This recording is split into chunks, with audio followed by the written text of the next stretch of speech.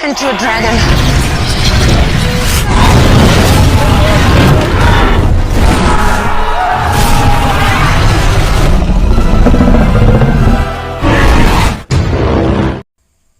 Halo hai para pecinta film, gimana kabarnya nih? Saya doakan semoga semuanya baik-baik saja ya, tanpa kurang suatu apapun. Buat kamu, Mimin saranin untuk selalu menjaga kondisi badan kamu agar tetap fit ya, karena di luar sana sedang tidak baik-baik saja. Jadi jika tidak ada perlu tetap di rumah aja ya, dan tentu saja sambil nonton Bandar Film. Oke, kembali lagi barengan Mimin cantik di channel Bandar Film. Dan buat kamu yang pengen request film untuk direview, silahkan tulis di kolom komen ya. Setelah kemarin kita membahas film tentang penyihir, kali ini kita akan membahas film tentang penyihir lagi. Tapi kali ini yang jadi penyihir adalah tokoh utamanya. Dan penampilan penyihir di film ini tuh beda jauh dengan film sebelumnya. Dimana pada film ini tuh penyihirnya sangat cantik yang diperankan oleh aktris cantik tetangga kompleks Mimin, yaitu Mbak Angelina Jolie. Sangat jawir sekali panggilannya Mbak. Film ini berjudul Maleficent yang dirilis pada tahun 2014. Film ini memiliki 2 sequel. Kali ini kita akan membahas film yang pertama dulu dan besok kita akan bahas si film yang kedua. Film ini adalah adaptasi dari sebuah dongeng yang sangat terkenal yang akan mengisahkan seorang penyihir yang awalnya baik, kemudian jadi jahat akibat keserakahan manusia. Tapi akhirnya jadi baik lagi kok. Oke, tanpa banyak spoiler, siapkan kopi dan cemilan, ambil posisi rebahan, pasang handsfree, fokus pada film ini dan mari kita mulai videonya.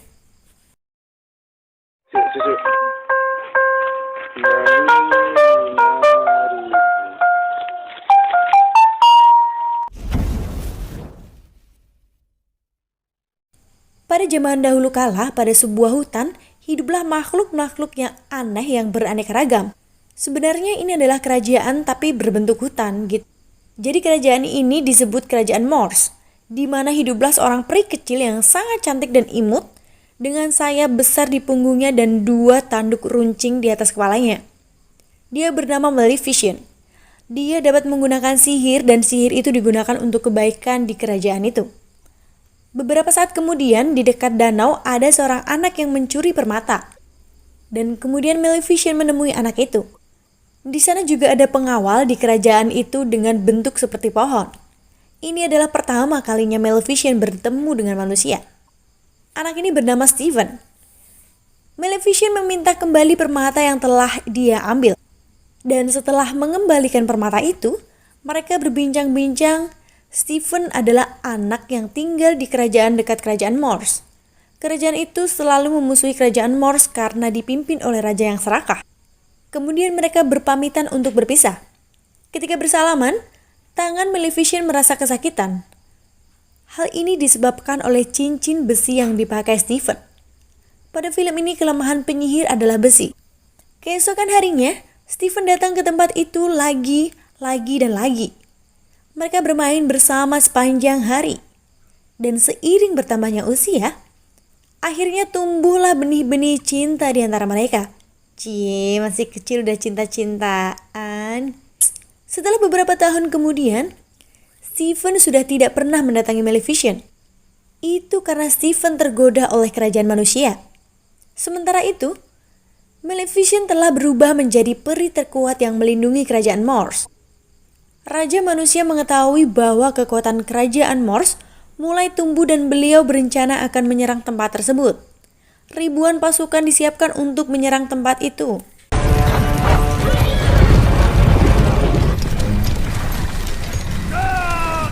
Tapi, Maleficent tidak tinggal diam begitu saja. Dia bersama makhluk-makhluk yang ada di situ melawan pasukan tersebut. Terjadi peperangan yang tidak seimbang, di mana pasukan manusia sangat mudah dikalahkan. Makhluk-makhluk ini berbadan besar dan sangat kuat. Bahkan ada yang berbentuk seperti naga.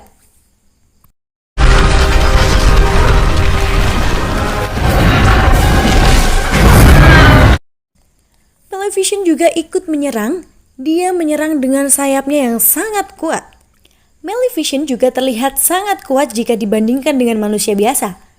Bahkan dia belum menggunakan sihirnya saja, Dia bisa mengalahkan manusia dengan sangat mudahnya. Dia mengincar raja dan akan membunuhnya. Tapi sang raja menggunakan baju zirah berbahan besi, sehingga membuat Maleficent kesakitan. Tapi pihak Maleficent tetap unggul dan membuat pasukan manusia lari kocar-kacir ketakutan. Peperangan hari itu dapat dimenangkan, tapi itu bukanlah akhir. Karena keserakahan pihak manusia akan tetap mengincar kerajaan tersebut.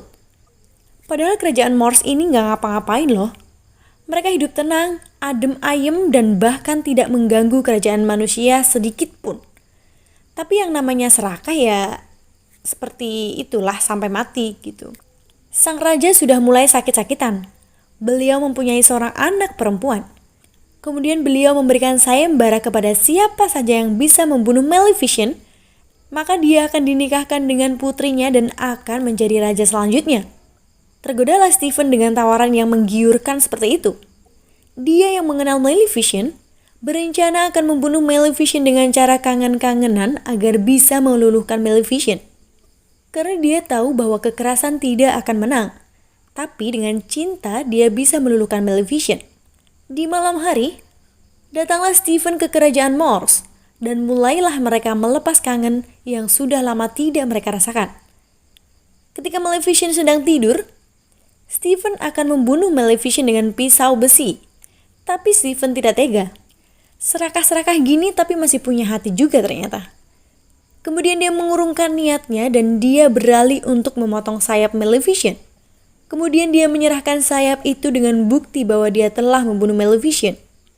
Sesuai janji, Stephen akan menikah dengan putri raja dan akan menjadi raja baru. Dan sang raja pun akhirnya meninggal dengan perasaan bangga karena telah mampu mengalahkan kerajaan Morse. Ketika terbangun dari tidurnya, Maleficent merasakan sakit di punggungnya karena sayapnya sudah dipotong. Tapi yang paling sakit adalah hatinya, guys.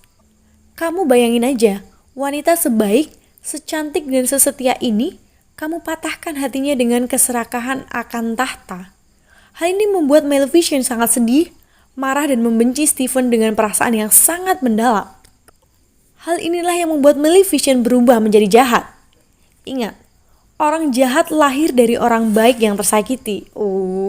Awas aja ya kalian yang tidak setia untuk subscribe channel ini. Mimin gak akan maafin kalian. Canda. Oke, lanjut. Maleficent yang saat kemampuannya berkurang, dia mengubah ranting untuk dijadikan tongkat sihir. Kemudian dia menolong Gagak yang akan dibunuh oleh petani dengan cara merubahnya menjadi manusia. Sebagai balas budi, dia bersedia menjadi pelayan Maleficent yang akan terbang untuk mengawasi Stephen. Dia bernama Devil. Karena kemarahannya, kemudian dia memagari kerajaan Morse dengan pohon-pohon besar berbentuk seperti akar dan menjadikan tempat itu menjadi gelap dan angker.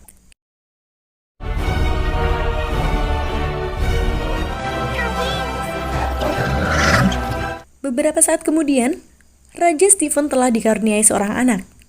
Dia akan mengundang orang-orang penting di kerajaan untuk merayakan kelahiran anaknya tersebut. Devil yang mengawasi kemudian melaporkan kepada Maleficent.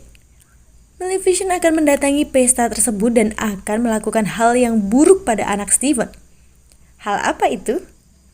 Nanti kita akan lihat sama-sama ya. Sampailah saat hari perayaan yang dihadiri oleh banyak orang. Di sana datang juga 3 peri kecil yang akan memberikan mantra yang baik kepada bayi sang raja. Bayi sang raja bernama Aurora. Peri biru memberikan mantra kebahagiaan, peri merah memberikan mantra kecantikan, dan ketika peri hijau akan memberikan mantra, tiba-tiba suasana berubah menjadi sangat mencekam. Ruangan menjadi gelap dan datang angin besar di ruangan itu. Dan kemudian datanglah sosok yang sangat ditakuti oleh Raja Stephen, yaitu Maleficent. Maleficent yang masih dibenci Raja Stephen berencana akan memberikan mantra kepada Aurora. Dengan kekuatan sihirnya, dia mengatakan pada umurnya yang ke-16, maka Aurora akan tertusuk jarum dan akan tertidur untuk selamanya. Stephen yang tidak ingin terjadi sesuatu kepada buah hatinya, dia memohon kepada Maleficent membatalkan kutukan itu. Kemudian Maleficent memberikan kelonggaran, kutukan itu bisa dibatalkan jika Aurora mendapatkan ciuman dari cinta sejatinya. Dalam pikiran Maleficent dan Steven, sebenarnya ciuman oleh cinta sejati itu tidak mungkin ada. Karena dulu, mereka yang saling cinta ternyata juga bukan cinta sejati. Tapi apakah benar cinta sejati itu tidak ada? Entahlah, kita lanjut ke cerita dulu ya. Nah, kalian yang sudah menonton sampai menit ini, sebenarnya kalian juga akan kena mantra sihir nih dari Mimin. Kalian yang telah menonton sampai di sini, maka otomatis jiwa kamu akan terpanggil untuk subscribe channel ini. Dan jari-jari kamu akan bergerak untuk men-share video ini sebanyak-banyaknya. Bim salah Bim? Gimana? Sihir Mimin udah bekerja? Oke, kalau udah kita lanjut. Setelah kejadian itu, Raja Steven menyita semua alat perajut yang ada jarumnya untuk dibakar. Kemudian dia menyerahkan Aurora kepada 3 peri kecil tadi agar diasuh dan hanya boleh dibawa ke istana ketika umurnya lebih 1 hari setelah hari ulang tahunnya. Di tempat lain, Maleficent sedang menikmati rasa dendamnya setelah mengutuk anak Steven. Di sini, diperlihatkan Maleficent menjadi sosok yang sangat jahat. Kemudian 3 peri tadi mulai menjalankan tugasnya. Ternyata 3 peri itu bisa berubah menjadi manusia normal. Mereka berubah 3 orang emak-emak yang sangat rempong. Mereka ternyata sama sekali tidak bisa mengurus Aurora. Bahkan mereka mirip orang yang sinting. Ketika Aurora menangis, mereka tidak tahu cara menenangkannya. Dan justru malah dikasih wortel. Ya elah, mana ada bayi makan wortel. Dikasih susu, Bu. Mereka itu benar-benar kebangetan ya.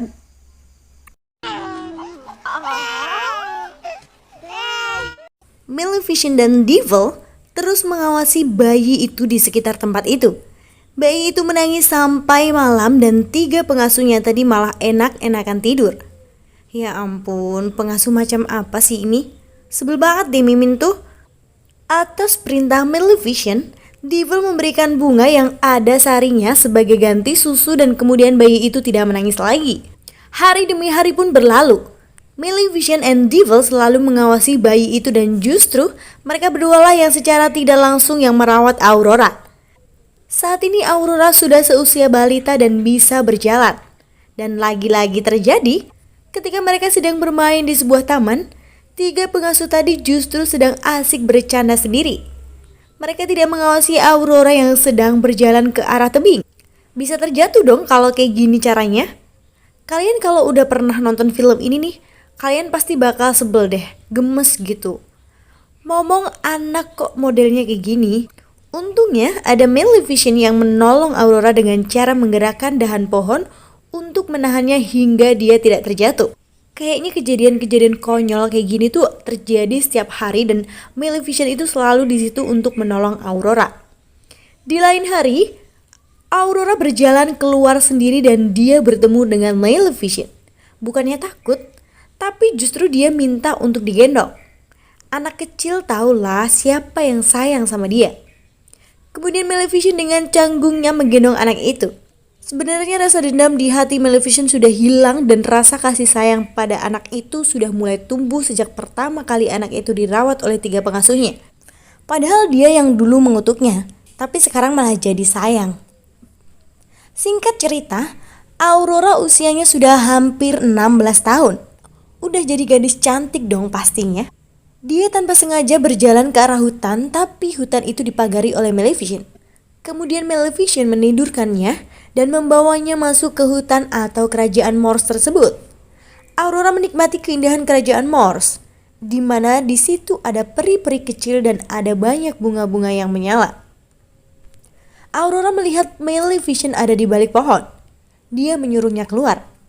Tapi Maleficent menolak karena mungkin Aurora akan takut melihatnya.